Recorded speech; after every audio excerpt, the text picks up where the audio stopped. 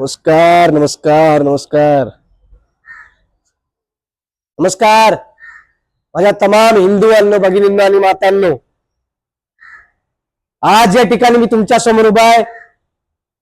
एक माणूस म्हणून, एक तुमच्यातला व्यक्ती म्हणून, एक नेता म्हणून नाही किंवा एक उमेदवार म्हणून नाही.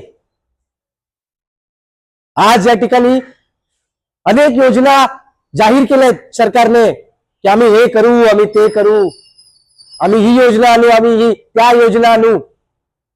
पण मला सांगा, कुठे त्याची अंमलबजावणी कुठे? आज या ठिकाणी मी जेव्हा येत होतो तेव्हा रस्ते बघितले, रस्त्यात खड्डे. मला हेच कळलं झालं की रस्त्यात खड्डे की खड्ड्यात रस्ते आहे. आज त्या शाळा जिथे मुलं शिकतात तिथे साध्या सुविधा नाहीयेत. सरकारने हॉस्पिटल बनवायच्या ऐवजी तिथे पुतळे उभे केलेत. नाही, मला पुतळ्यांच्या विरोधात जायचं नाहीये. जे पुतळे उभे केले ते महापुरुषांचे आहेत आणि ते त्यांच्या कर्तृत्वाने मोठे आहेत. पण पुतळ्यापेक्षा त्या महापुरुषांची जर विचारधारा ही अंमलात आणली असती ना मित्रांनो, तर नक्कीच बदल घडेल.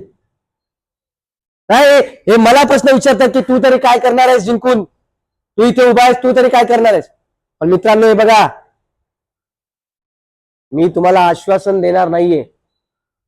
मी तुम्हाला वचन देतोय की मी जर इथून निवडून आलो ना, तर तुमच्यातला एक एक प्रश्न पिंजून काढून मी तो सोडवण्याचा प्रयत्न करेन. आज या ठिकाणी अनेक लोक येऊन भाषण करून गेले आहेत,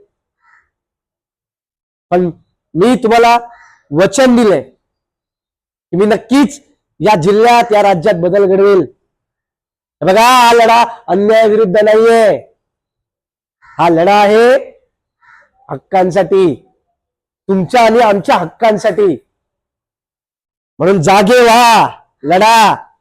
बघा, एक गोष्ट लक्षात ठेवा, जनता जेव्हा जागी होते ना तेव्हाच इतिहास घडतो.